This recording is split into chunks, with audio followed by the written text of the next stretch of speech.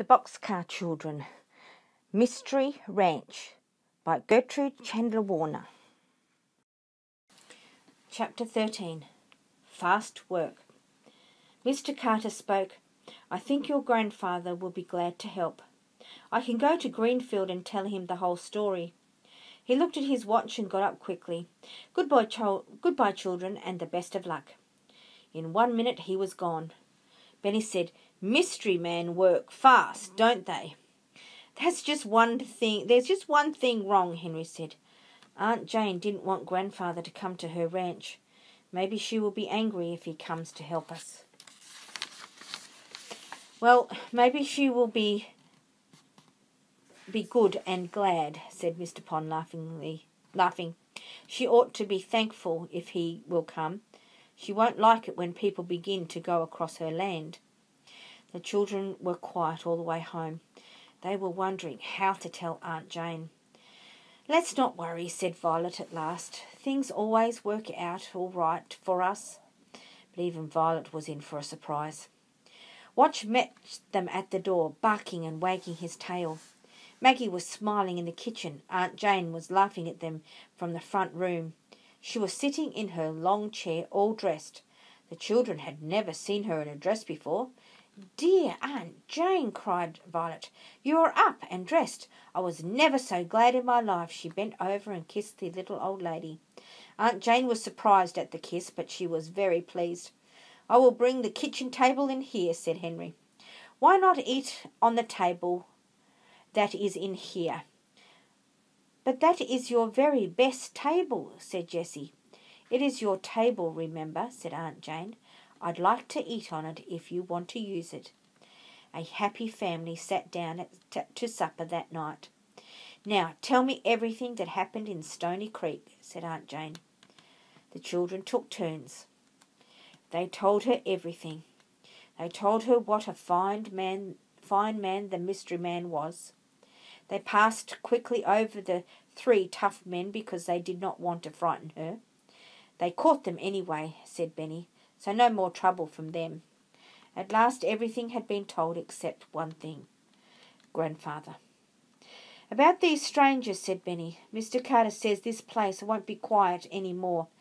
Everyone will come to see the uranium, and maybe some will take away rocks.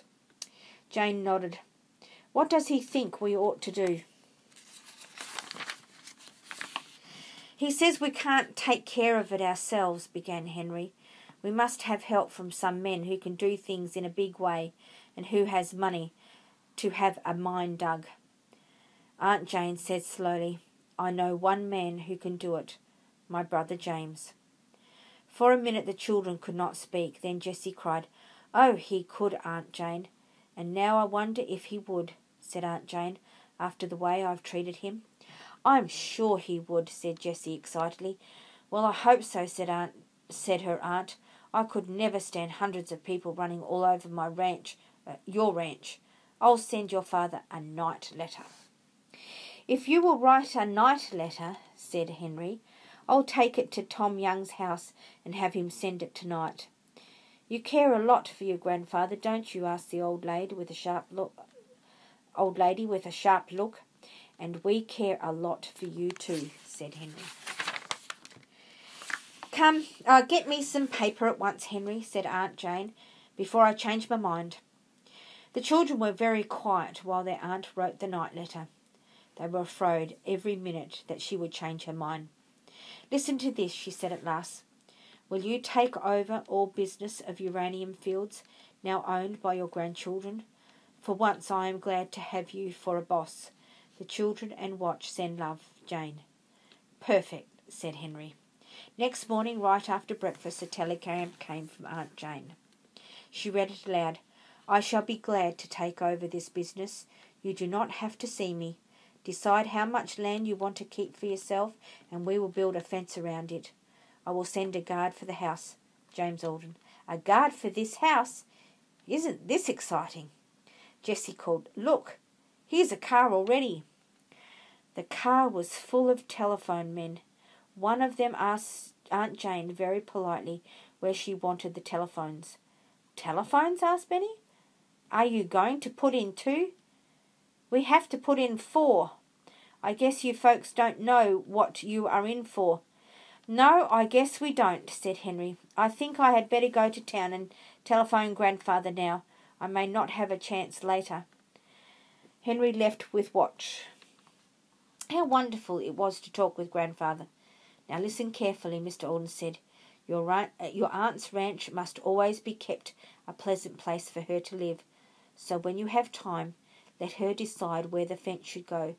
When she could always do anything she wanted with the ranch itself. Do you understand?" "I think so." "You mean we still might want to run the ranch?" "Exactly." Henry noticed that his grandfather still called the ranch hers. He also knew that he must get right at the fence. When his grandfather said, "When you have time," he meant right away. Henry went back to the ranch and told his aunt what Mr. Olden had said.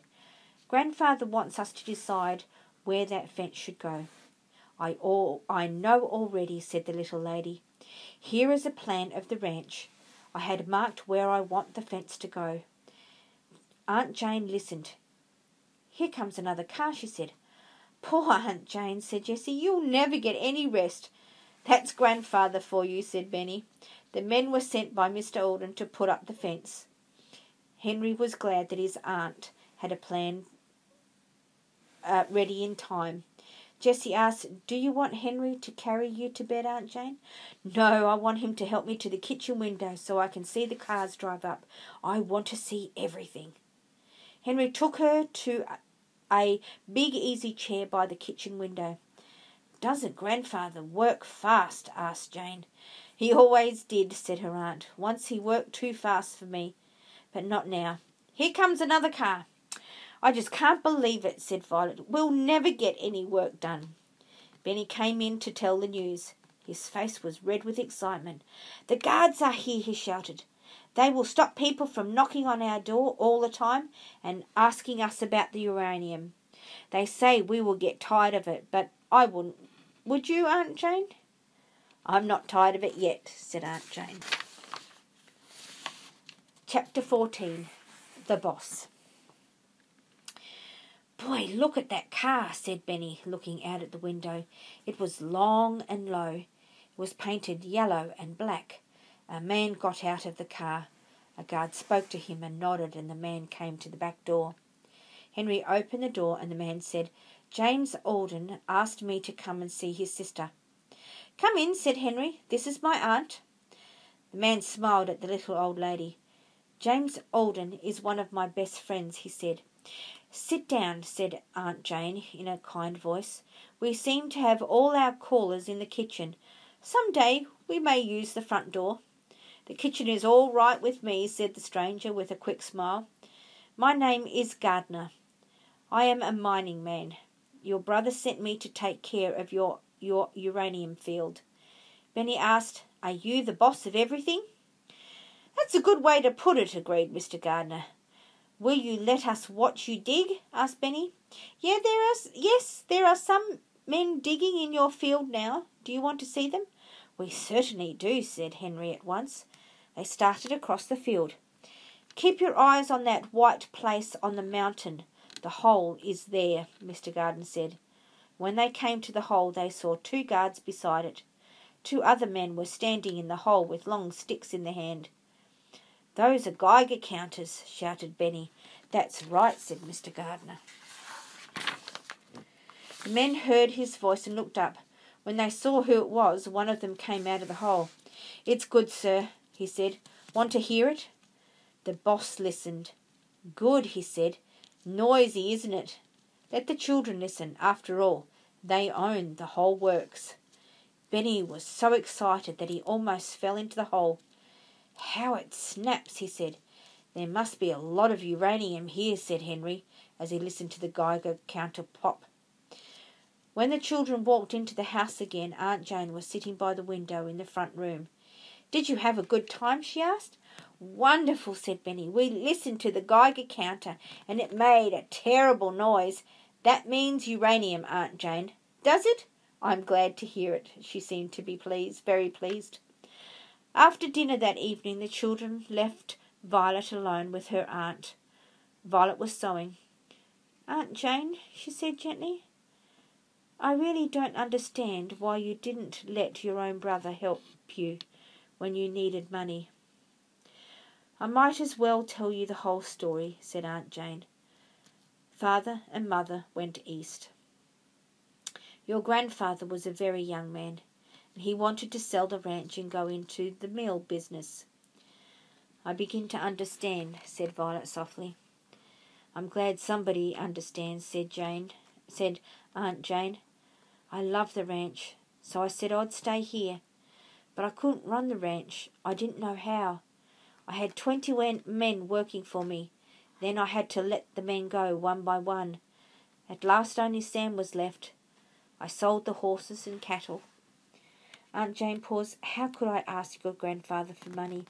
He never wanted me to stay here, and I wouldn't give in and say that I was wrong. I'm glad you told me this, Aunt Jane. I'll help you get to bed now." Things happened fast on the Olden ranch in the next few weeks. A mine was dug, big machines worked night and day, houses for workmen were built, new stores opened in town. The train was not taken off. Instead, there were 4 trains every day. 2 telephone girls stayed upstairs all day to answer the phones, and Aunt Jane made a surprising announcement.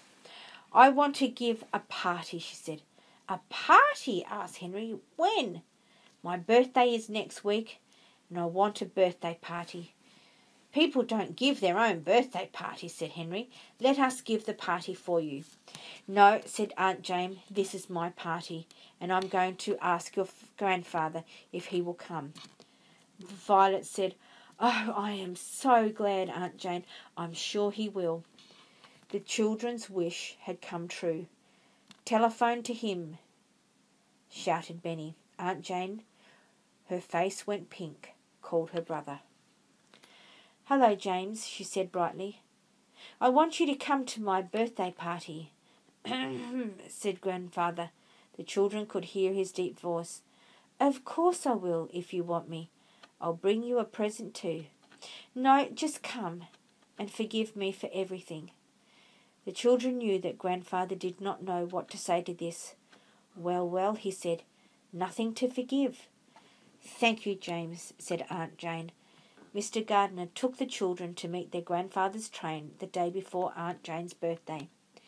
When the children saw Mr. Olden, what a noise they made! They all shouted at once. They rushed up and took his bags. Tom Young stood in the door of the station and laughed. "They think a lot of him," he said. They all piled into Mr. Gardner's car and drove to the ranch. Aunt Jane was sitting up very straight in the front room. She shook hands with her brother. "It was good of you to come, James," she said. "I'm glad to see you," said Grandfather. "I had forgotten you were so pretty." It was true. When the children looked at their aunt, they saw that she was really pretty. Her blue eyes were very bright. Mr. Olden said, "I want to see Henry alone." Henry and his grandfather went to the back room to talk. Grandfather came back alone. The children heard Henry drive out of the yard in Mr. Gardner's car. They were very surprised. "Where is Henry going?" asked Aunt Jane. "A secret," said Mr. Olden, laughing. Henry came back in a little while. He nodded at his grandfather and said, "All right." "What can it be?" wondered Jessie. "How can we wait until tomorrow?" After supper, Grandfather said, "Jane, I have a plan. Do you want to hear it?" "I do," said Aunt Jane. "It seems funny, doesn't it? I never would listen to you before." "I was too bossy," said Mr. Olden. "I know that now," he smiled. "My grandchildren love your ranch, Jane," he said, "but they can't stay here all winter." "Yes, I know that, James," she said sadly. "They want to fix up the other end of this house for Sam and his wife. We can cut a door between your room and the next one. Maggie can have that room, and then you will be safe all winter. You are kind to plan this for me, said Aunt Jane. She smiled kindly at her brother. The children planned it, said Mr. Olden. They want to fix the rooms upstairs for themselves. Well, they certainly can, said Aunt Jane. Now, one last idea, said Mr. Olden. He looked at Jessie with a twinkle in his eye. I heard all about your mystery man, he said. He's not my mystery man, said Jessie, laughing. But he was nice, wasn't he? He doesn't seem like a mystery man any more, said Violet. I'd like to see him again sometime. Mr. Olden said he could come to the party tomorrow if anyone asked him. Very well, said Aunt Jane. I don't mind having a mystery man at my birthday party. Will he fly? Asked Jane. No, he's already here, said Grandfather. He got off the train when I did. And we didn't even see him, said Benny. Well, he is still a mystery man in some ways, isn't he? Said Violet. Chapter 15. The Party. It's the mystery man, shouted Benny, looking out at the window the next day. I hope the guard will let him in. It was John Carter, the tall young man with the brown hair and brown eyes. He went first to Aunt Jane and thanked her for asking him to come. Then he spoke to all the children as if he were delighted to see them. I want to show you something, Carter, said Mr. Olden. You children come too. We're going to look at the fireplace in the other kitchen. I won't go, said Aunt Jane, smiling. I know all about that chimney. When they stood before the fireplace, Mr. Olden said, See that yellow and black in the stone, Carter? Why, this is funny, Mr. Carter said. That fireplace is made of uranium ore. There is gold and silver in it too. The gold and the silver are not good, said Mr. Olden. Of course, we had never heard of uranium when we built the chimney. I think that it is the only chimney in the world that is made of uranium ore. Is the chimney the same all the way up? Asked Benny. Grandfather laughed. Yes, all the way up. We left it rough outside and smoothed it inside. My father and mother and I went east, and we had a chimney right here with uranium in it. They went back to the living room. Jessie said, Aunt Jane, you remember you said there were no mysteries in this house? And in a way, that chimney is a fine mystery.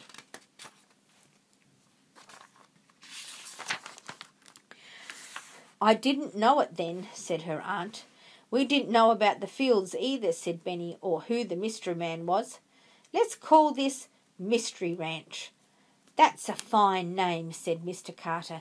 You can paint the name on a sign and hang it over the driveway. At 6 o'clock the birthday party began. Everyone was excited. Watch barked and nobody stopped him. They set the big table with white linen cloth. They set 8 places with Aunt Jane's best dishes. The birthday cake had 70 tiny candles on it. When supper was over, Aunt Jane said, Take the dishes into the kitchen and leave them there. You can wash them later. I want to open my presents. The children had made their presents for Aunt Jane with loving hands. They sat watching the pretty little lady. Jessie thought, how very different she is from the little old lady in bed. I'm glad we came here.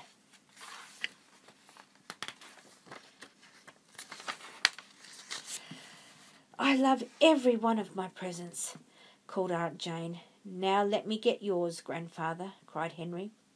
Very well, my boy, said Mr. Olden, smiling. Henry rushed out to the barn. Soon he came back with a tiny black and white puppy in his arms. He put it on the floor. It was very soft. Watch stood up quickly and looked at it. Come here, Watch, said Jessie. Be a good dog. Her name is Lady, Aunt Jane, said Henry.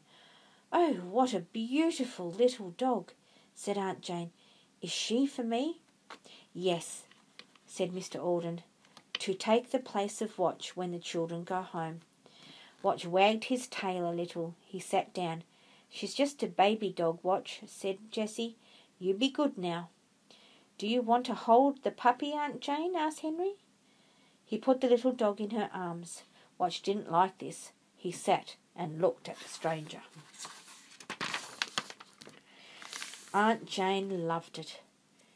Everyone could see that. The puppy loved her too. It lay down against her arm and shut its eyes. "Lady is tired," said Henry. "She goes to sleep whenever she can." Aunt Jane sat very still. She held the baby dog quietly, and she was very pleased when it went to sleep. Watch lay down again beside Jessie, as if to say, "Well, I don't care. After all, I'm Jessie's dog."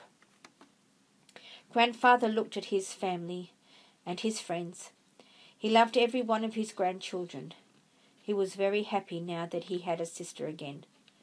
Grandfather said to Mr. Carter, "This is a very happy day for me. You can see what fine grandchildren I have." "You certainly do, Mr. Olden. Now we will all be happy next year," he went on. "The children will go back to school. Sam and Annie can move into this house. Maggie can stay happily with Jane, and best of all, I have a sister again." But Aunt Jane shook her head and said with tears in her eyes, "No, James, best of all, I have a brother." The Olden children just looked at one another. They were too happy to say a word.